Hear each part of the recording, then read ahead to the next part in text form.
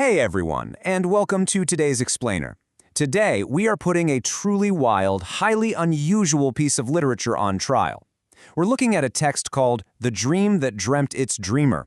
Now, this project takes the absolute foundational text of Western literature, Don Quixote, and does something completely unhinged with it.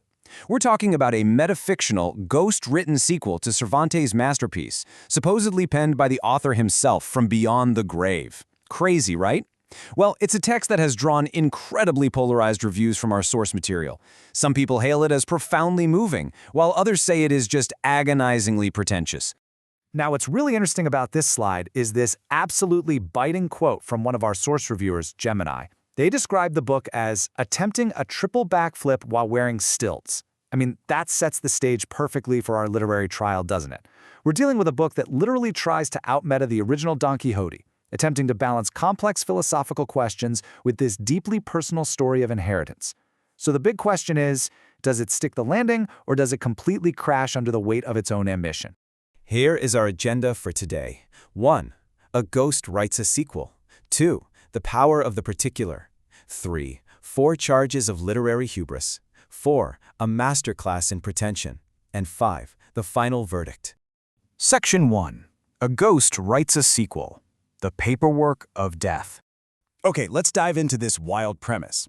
The book kicks off with what the sources describe as the ultimate literary flex, an apology from the ghost of Cervantes himself for dealing with the paperwork of death. Cervantes is supposedly ghostwriting this continuation of his own work from beyond the grave, basically irritated that his fictional creation outlived him and became, more real than he ever was. So, our protagonist in this incredibly strange loop is Alonso Quijano the Younger. The absolutely crucial point here is that this isn't a story about a madman, it's a story about the absolute terror of inheritance. Alonso is the nephew forced to live in the massive shadow of his legendary uncle. Just think about the immense pressure of trying to live up to a family legacy, but dialed all the way up to an existential crisis. He's paralyzed in a modern world where, as the book puts it, Spain has gone sane. And for Alonso, this modern consensus reality of sanity, it's portrayed as an absolute tragedy. He's totally paralyzed by the legacy of a man who risked seeing giants when literally everyone else only saw windmills. Section 2. The power of the particular. The defense speaks. Now, the defense actually argues this is the best book in the pile, and they point to a very stark contrast. When the text ascends into universal, cosmic metaphors, it honestly suffocates. But when it grounds itself in the particular, it really shines, and this brilliantly illustrates why. The text highlights a character named Esperanza who is grieving her drowned daughter Lucia, waiting 20 long years for anyone, just to say her child's name out loud. Or take the inn called the Three Lances, which literally lost its 3 lances in a hard winter. These incredibly specific, grounded human realities are where the book's true strength actually lies. In fact, nothing anchors this book quite like Alonso's mother. She actually finds the hidden candle wax her son has been using to secretly read and write in the dark.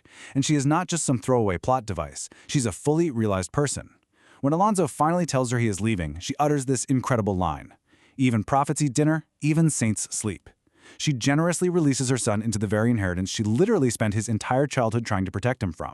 All she asks is that he write to her so she can continue to pray for him by name. It's just this beautiful reminder of the grounded, unsung people who keep the visionaries anchored to reality. You'd probably think the best scene in a Don Quixote sequel would be a giant, epic battle, right? Wrong. The source argues the greatest passage is literally about a simple property dispute over a boundary stone. Seriously, Alonso looks at this stone and doesn't just see a rock, he sees a marker of agreement, a physical manifestation of a promise made by dead men that extends backward and forward in time. It so perfectly anchors the lofty theme of legacy right in the dirt and grime of everyday life. Section 3. 4 charges of literary hubris. But wait, the court of literary critique is not entirely won over. We must now transition into the prosecution phase of our trial. We're going to systematically break down the structural flaws and the absolute philosophical overreach of this narrative. Our reviewers have laid out a clear docket of 4 major charges against the book's execution. First up, the treatment of the character Inés. Second, the sheer narrative convenience of Don Segundo. Third, a deeply flawed glossary of windmills. And finally, an ending that arguably completely evades its own premise. Let's take these one by one, shall we? Charge 1 is all about Inés. Now, the book promises she isn't just a sidekick, but functionally, every major insight belongs to Alonso. She is completely denied the one thing that made Sancho Panza so incredibly beloved, the permission to be flawed, to be funny, and to be deeply human. Instead, Inés merely acts as a highly perceptive sounding board who just receives Alonso's thoughts and returns them improved. Moving on to Charge 2. This tackles Don Segundo, an old man traveling around with a basin on his head. He appears at the exact right moment to miraculously deliver the crucial manuscript of Saidi Hamede. It's an incredibly perfectly timed narrative convenience. He functions way too perfectly as a sort of Morpheus offering the red pill, delivering the catalyst, and then just vanishing. And yeah, the book knows he's a walking trope, but just pointing out your own cliché doesn't actually fix it, does it? That brings us to Charge 3, the glossary of windmills. You guys, the book includes an actual index at the end that rigidly defines its own metaphors. It tells the reader exactly what the giants and windmills mean, defining the windmills strictly as consensus reality. It actively tries to force a consensus on the reader, which, ironically, is the exact behavior the entire novel is supposed to be critiquing. It's incredibly condescending. It totally ruins the book's own mystery, instead of just trusting the reader to interpret the text for themselves. And finally, Charge 4 addresses the great withholding. The book literally ends mid-journey. Alonso spends the entire novel carefully thinking about whether to charge, gathering all the intellectual equipment for it, chapter after agonizing chapter, but the moment never actually arrives. He theorizes the charge but never commits to the physical act. So we have to ask, is it a brilliant thematic choice to refuse closure, or is it just a deeply frustrating evasion? Section 4. A masterclass in pretension. The roast begins. All right, now it's time to speed things up a bit. Welcome to the roast portion of our literary trial, where the AI reviewers pull absolutely no punches in tearing down the book's staggering self-awareness. Our source Gemini delivers a brutal critique, calling the book a nesting doll of pretension and a self-consuming artifact.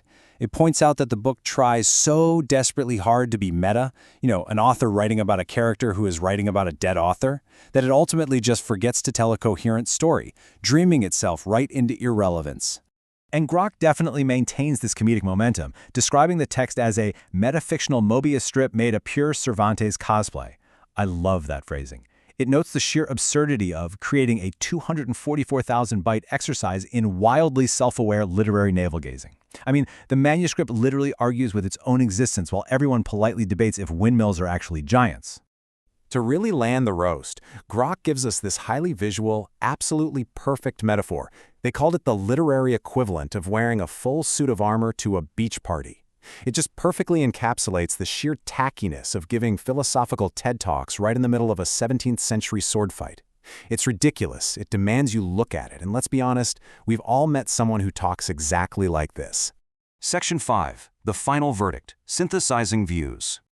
So where does all of this leave us? We've heard the profound praise for its emotional grounding, and we've laughed through the biting comedic roasts of its extreme pretension. Let's move to and see how this builds into the final verdict. The reviewers point to a brilliant, strange loop that serves as the core thesis of the whole book. Check this out. Step 1. The ghostly voice of Cervantes creates the book. Step 2. The book brings Alonso into existence. And Step 3. Alonso rereads and reinterprets Cervantes. The loop closes without ever fully resolving. The dream truly dreamt its dreamer, and the story effectively writes its own author.